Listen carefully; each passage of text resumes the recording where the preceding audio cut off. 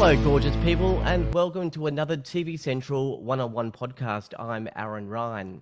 Nine has a new series, Country Home Rescue, with Shaynna Blaze, and let me tell you, this is not what I thought it would be at all. This is not purely a renovation show, tools down and spec some rooms type of show. This show is a beautiful painting, each brushstroke an intimate portrait of Shaynna, warts and all, family struggles, her marriage breakdown, her beautiful children, and a little person called Olive that nearly stole the show. Here to walk us through the series and hopefully teach me what opulence is Queen Shaynna Blaze. Shaynna, thank you for joining me today. Oh, it made my heart sing, that little opening. That's beautiful. And yes, that little girl steals my heart every day. Oh, she's so beautiful on screen. Shaynna, I know many people that interview will have lots of questions about the block. I'm so in love with Country Home Rescue that I want to focus on that. So block fans, you're getting one single question. And let's get that out of the way. And it's just a simple review. Now that the auctions are over, and there was obviously a massive spectrum in terms of sales, profits, and, well, nothing at all. What was your take on the auctions and this whole season of the block?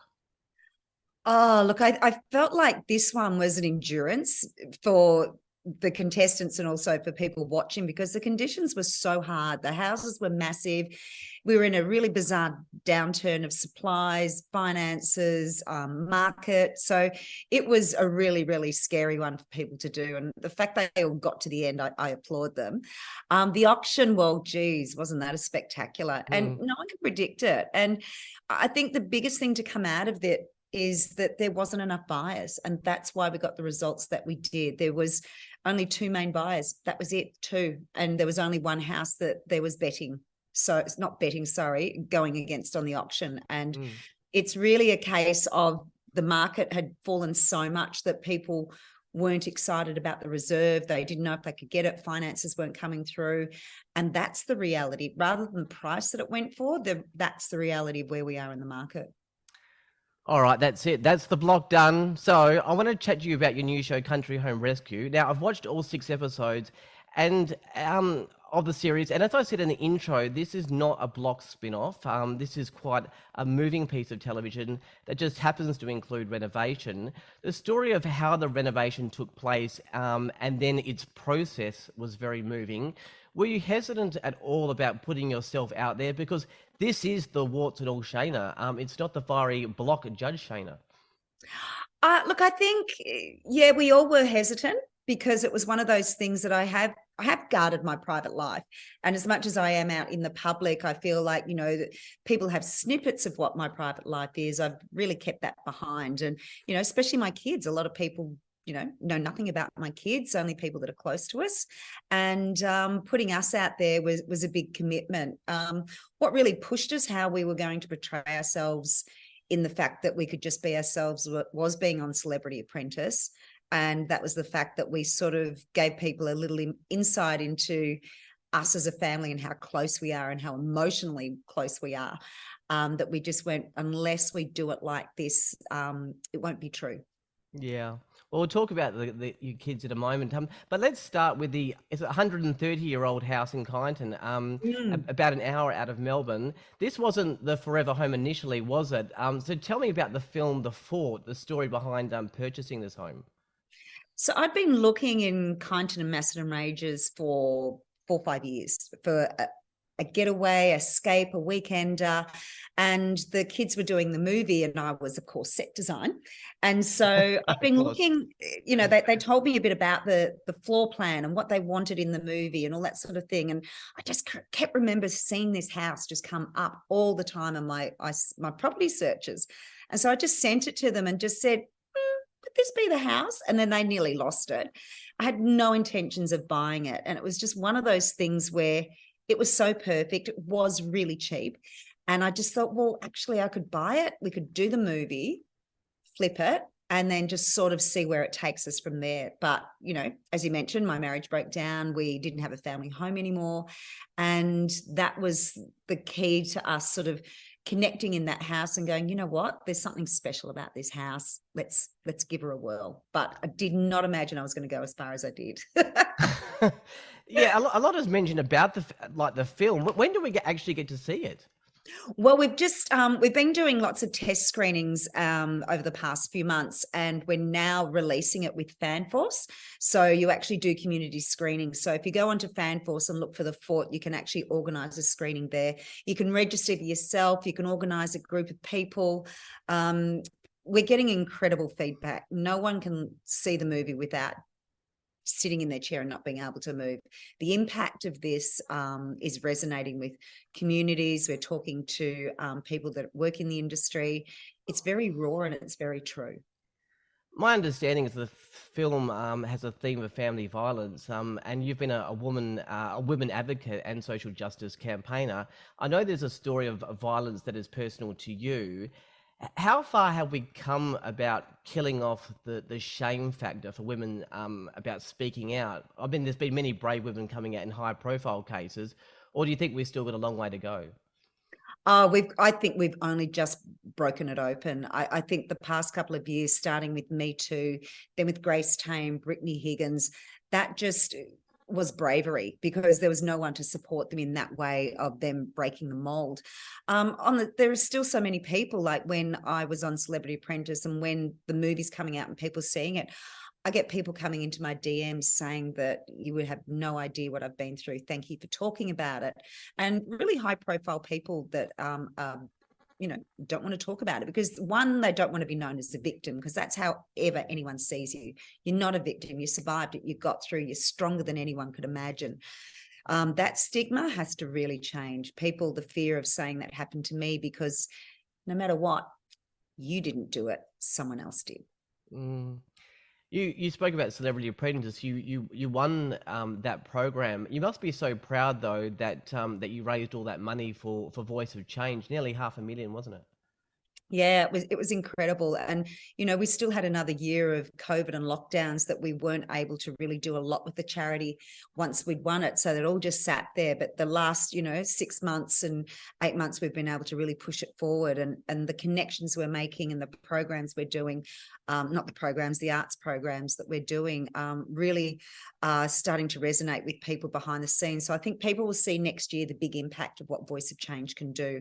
And I guarantee people will know the name. Hmm. Um, we've spoken about your marriage ended a few years ago. I don't want to press you on with personal details about that, but it kicks off why you decided to make the house or renovate the house and let it be your forever home. There'll be many that can relate to a marriage breakdown. I mean, how difficult was it for you? Was there a sense of re-establishing who you are after being part of a long-term marriage? Oh, absolutely. And I think that's the thing of, my kids have been my constant in my life and it is redefining, well, where to from here? And I think that's one of the biggest thing. I think a great thing was that we'd sold our family home before we broke up, that this gave me a chance to really work out who I was without any of that.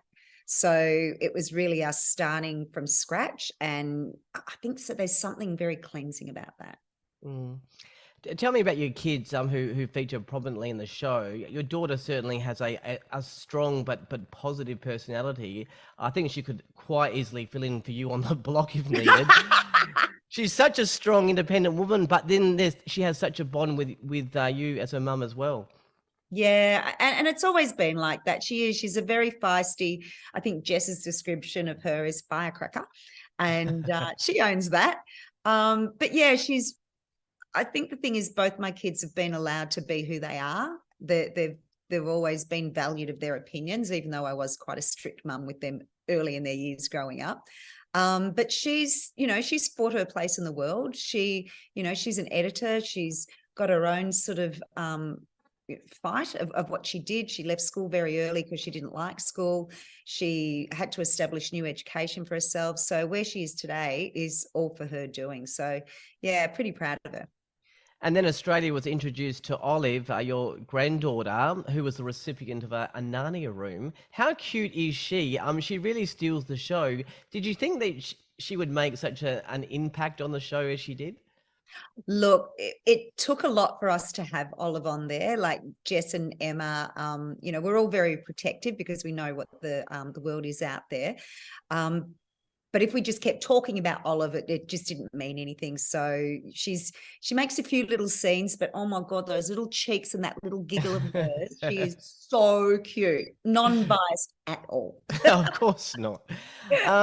Let's get to the renovation of the house. Now, I'm not a home renovator at all, so this may be a dumb question. There was a lot of budget issues, having to rip things out of the house to the point where basically it was just the structure remaining. I mean, every wall was pulled out, windows.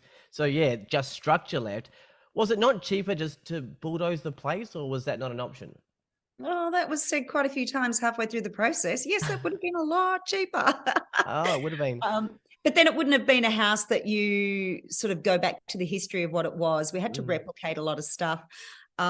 It was a Pandora's box. So it was the whole idea of keeping the original ethos, the structure, and then build around that. But the structural integrity, we just had no idea how bad it was. And that's because really nothing had been done to the structure. Nothing, it hadn't been renovated. It had been added to and decorated, but nothing touched. And, it was done in 1890. So, they built well back there. The fact it was still standing by the time I got there is just, it's mind blowing. Tell me about some of the issues that blew out your contingency budget. Asbestos, rotting wood, that might be some of them. Yeah, look, I think the thing is that with old houses, until you start paring back the layers, and I'm telling you now, there was layers in this one, you don't know what's behind the scenes. And, you're going to have to restump, rewire. You know that there's going to be a few sort of asbestos issues. But the fact it was almost like a disease through the whole house was what really threw us. And, I had some really great builders and people there that we all knew there was going to be problems, and I had a really healthy contingency, more than what I should have. And that's what threw me as well, because I just thought, I had really budgeted for this to go a little bit pear-shaped, not wholly pear-shaped. And so that's, it was everything.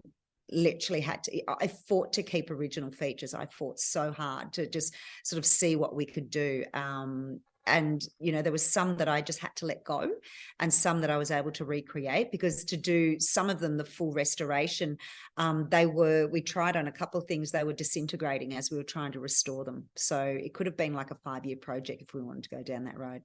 I'm guessing your heart must have really sank when you rocked up with a real positive vibe for the day, and you hear those words, "I've got some bad news." And you know what? It just happened hour after hour after hour day, because a lot of people think the pain happens when you just go to the demo and find out what's happening. It's the ongoing parts of, like, what's happening with council, what's happening with laws, where you think you've got them all signed, sealed and delivered before you start. And as you're building, there's these problems that come up that you thought you'd already dealt with. So, and then there's the weather, and then there's lockdowns, and then there's COVID. And it's just like, each day you think, oh, there can't be anything more. I think we're done. And it's just like, nope, here we go again. The weather definitely didn't like Shaynna Blaze. You had some real weather issues there. Look, I've been to some stunning houses. I have a feeling that you'd rate them very well. But the thing is, I know the people that own the houses, and even though they are 100% beautiful, it never reminds me of them at all. The personality just doesn't reflect the owners. You were able to find that balance between stunning design and really individual personality that screams elegance and Shaynna Blaze. How does one find that balance? Oh, wow. That's very high. Thank you. Look, the balance is, you've got to take time. Like, I've worked in this industry for a long time, and I tend to feel like I'm a psychologist as well as a designer, because you have to integrate into people's life. You have to sort of work out how they tick, what they work. How do you live day by day? We are so caught up in trends. We're so caught up in making money out of our asset that we get lost of putting ourselves into it. I think not getting caught up in the color of the year, not getting caught up in the furniture of the moment is one of those things. There's a lot of houses out there that you see for sale at the moment, and you go, I could actually turn 20 pages and see exactly the same house with just, it's either got more money or less money. So there's a certain look that's happening at the moment that is going to be very defined of like, oh, that's so 22. that you've got to be really careful not to do that. There are certain elements of those things that you love, but it comes down to, who are you as a person? How do you want to congregate as a family? How do you want your friendships to be? Where's your hideaway space? What ignites you? You know, when you're feeling down, where do you want to be? What are the things that you want to sensory ignite about you? Because it's not always about what makes you feel happy day by day. It's about what makes you feel sad. So what are these sad moments that, you know, these colors can actually pull you down when you're feeling happy, because you're actually looking at it going, I don't want to be happy and I want to be in something else. You know, what are the spaces that you want to cocoon you when you feel like that, rather than sort of, you're meant to be feeling joy, but you just want to be cocooned. So there's all the little questions you've got to ask yourself before then you can start designing for yourself. I tell you how I'd kill for you to find some personality in my house. I have a beautiful 5-bedroom house in the hills that overlooks the entire of Perth. It's beautiful. It's clean and neat, but it just doesn't scream me. The show really did give me some tips, so I'll definitely work on that. Look, I said in the opening about the word opulence. You use that word quite a bit in the show. I know what ambience means, but what's opulence? Opulence is, it's a little bit of luxe. It's a little bit of OTT. Opulence is where something is a little bit bright and shiny, and something that can actually sort of make you feel that you've gone to another escape to another place, another area. And we definitely go to a few different areas is in that house. And the opulence means that it elevates you. It's something that sort of ignites you and elevates you and makes you walk a bit differently, and it makes you think a bit differently, it makes you interact differently, other than your day-to-day feel. All right, I know what opulence means now. Let's get to the question that you know that was coming, this bell tower. Now, for viewers, Shaynna actually creates her own sort of bell tower that you'll see in the series. I have a feeling if this was on the block, your fellow judges would be like, what the hell? What's all this about? Now, I have a theory. Now, I could be way out, but go with me. I have a theory about this bell tower. Yeah, so tell me if I'm wrong. I don't think your passion was a bell tower per se. To me, watching the show and after your marriage breakup, I think the new house needed a Shaynna stamp on it, a place that is yours, a place that you can share with your friends and family, a place that says, this is me. I can imagine being that strong new independent person that you are, and then just ringing that bell as an achievement. Am I on the right track at all, or do you just like bells? Well, to tell you the truth, I never looked at it like that, but that could be part of what was happening at the same time. But if you look at the stills of the original house, it's got what I call this strange turret, and this peak that goes to nowhere, and it literally was just a storage unit, and it always looked like the lid had never been put on properly, even though that's how it was in 1890. So it was one of those ones where I went, I don't understand what it is. And I thought, oh, maybe I could put some windows on it. And it was a case of me going to a lost trades fair, and I saw a guy making a bell, and I just went, oh, strange turret, bell. That's what it needs to be. So it was literally in my mind for months going, what am I going to do with this turret? What am I going to do? How am I going to make sense of it? What am I going to do? And it's always that searching and looking and yearning where you've got to keep your curiosity open all the time, that those things will come to you. So I'm walking around by myself at this big fair, and when do you see a bell maker? Like, seriously, when do you see it? And that's when I went, you know what? This is crazy, and that's what I'm going to do. And I think what you will get from this show is that I have a lot of crazy in me. Absolutely. So to you now, do you think that the Shaynna we meet on Country Home Rescue might change I can't think of another word than the caricature version, people might have you as the fiery judge on the blog, or is it, who cares if it does? Look, I think it's one of those parts where I'm hoping people will see that I'm not a different person to be on the block, and I'm not a different person to be on Country Home Rescue. I'm not a different person. Is that to be a judge, I have to have all that knowledge. I have to have all that experience. I have to have the rises, the falls, the empathy, the the chinks in the armor to be able for me to stand there at the block and go, okay, I'm making a defined decision about something that's going to market, something that needs to work within the room. Why are you doing the room like this? What is the market you're selling to? Have you overspent for what you're doing for sale? So I just hope people can see how my mind works in all those fanciful things, that then I jump it back to practicality, so that I can be a judge and really think and be defined. Do you think you'll monitor the reaction from the audience? Because if you monitor the reaction for the block, I mean, you can dismiss some of it because you sort of have a persona in the block. Mm. But if they're reacting to you on Country Home Rescue, they're sort of reacting to you. Do you think you'll be monitoring the reaction? Look, I think if it's hateful, absolutely. If it's hateful, we just don't need this ridiculous people being hateful for the sake of being hateful from their Mm. lounge rooms in their tracky dacks with, food spilt down their top, because literally that's how I see those people. I think I like to protect other people because I've seen people go in and bat for me. So I monitor for that because it's not their place to have to go and stick up for me. I really don't care, not meaning I don't care about that. It's that I know who I am and I'm very confident with my friendship basis, my family. I know my integrity. I know what I care about and I know what I do. That if people don't like me, it's okay. We're not all meant to like everybody. We're not here to be, and I call it sunshine and lollipops. I can't be everything to everybody. But I just Mm. hope people can see the passion, the process, and the difference of what this show is, as some people see me as a caricature on the block. Do you think your story has a potential to have an impact on people? I mean, did you consider that when making the show? I'm just a TV blogger and a podcaster. Yeah. I was not to know that how much of an impact this would have on me. I've had parents that have separated. I've only seen one of my parents for the last 25 plus years, and I've seen someone in you so strong come out of the ashes and to do what you've done, and you can just sit there and ring that bell now. Do you think that would be encouraging or have an impact on some people? Did you think of that? Look, look, I have in a small way, because I feel like I've got a voice to tell people that you're going to be okay.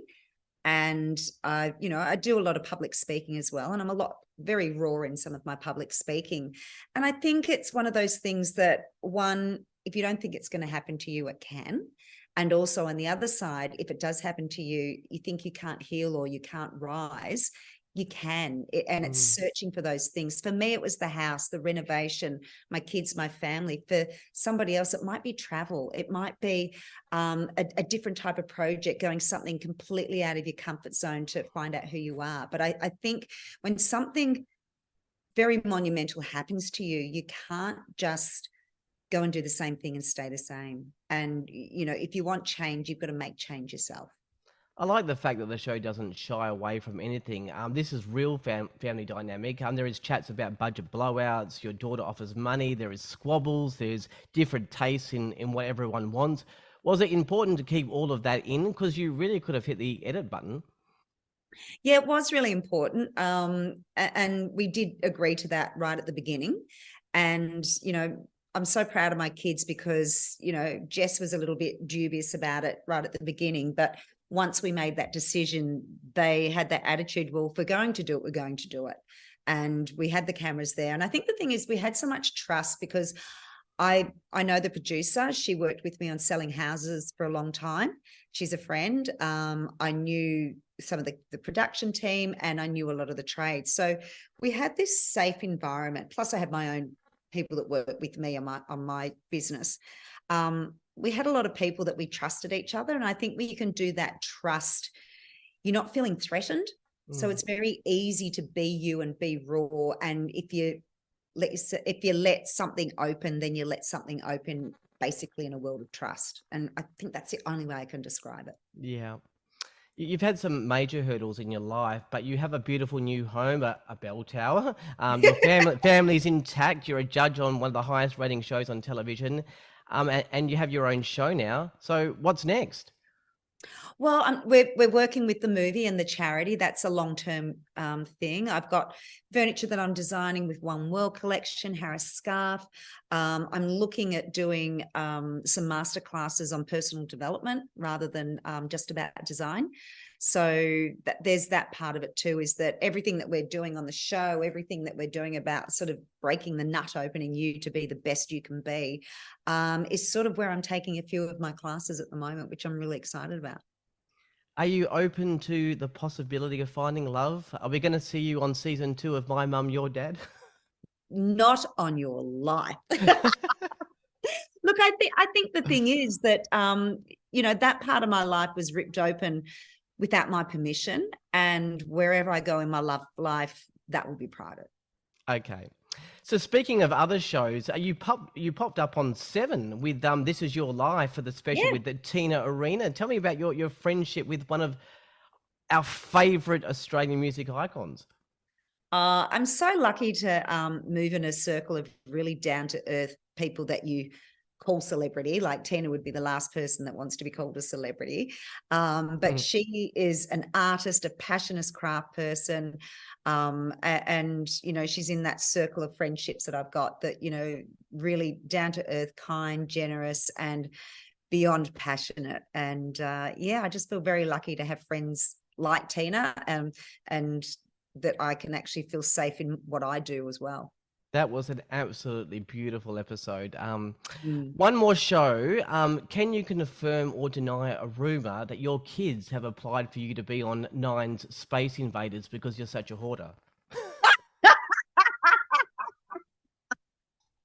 I would fight tooth and nail on that one. I keep saying no.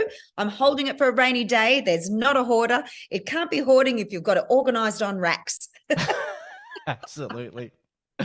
I'm going to jump around a bit because I want to talk about your daughter again, who features prominently on the show. I never met someone from, I'm only seeing it from the show point of view, that is equal proportion, exactly the same as you, and equally measurable, the opposite to you. Is that a fair description? Man, I think you nailed it. I think you nailed it. We are so much the same, but then we just butt heads. And I think as mothers and daughters do, we butt heads, but then we sort of like walk out the room, breathe, think about it, and then we just go on mush and go, oh, I'm so sorry. And what's she up to these days? Where's her career taking her? She's an editor, so she's editing a couple of TV shows at the moment, like dramas, which she's really excited about. She's an editor on a few commercials, Oh, wow. and she's also looking at probably going into film editing as well. So she actually really enjoyed what she was doing. So if anyone needs, someone else like Carly's personality on the screen, I'm sure she'll do a great job. Absolutely. I better wind things up. I could talk forever, but let me ask you. The show was obviously filmed a while ago, so you must have been living in the house for a while. How is it? Was it worth all the effort? Look, I have to say that the true test of anything like that is two things. When you're left in that space all by yourself to wander around with only your thoughts going, did I do the right thing? And then when you have your friends who know you so well, the people that have known you, I've got friends that go back 40 years and friends that know me the last 12 months. And they're all those types of friendships know us warts and all.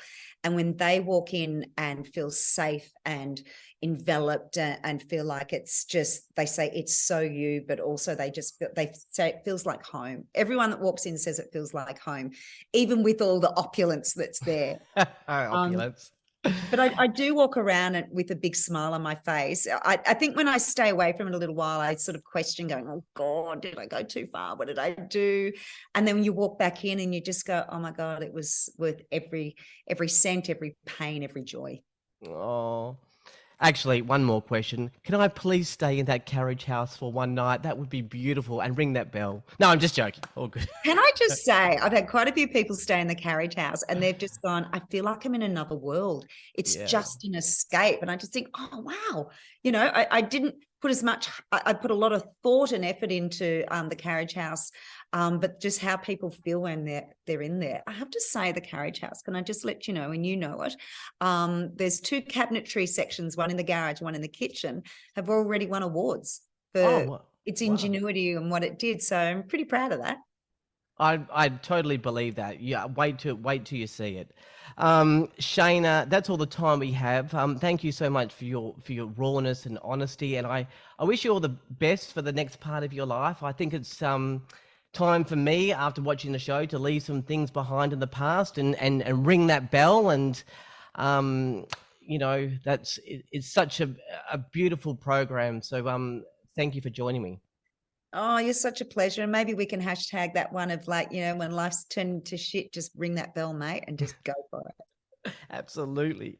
That was Shaynna Blaze, second fiddle to the gorgeous little Olive on Country Home Rescue. That starts Wednesday, the 16th of November at 7:30 p.m. on 9 and 9 Now. It's Strong Women Night in the second week with Tracy Grimshaw having a 1 hour current affair farewell special that will lead into Country Home Rescue with Shaynna Blaze at 8 p.m. That's it for this one-on-one podcast. For all the latest television news, ratings, guides and podcasts, head to tvcentral.com.au. What a great chat with Shaynna.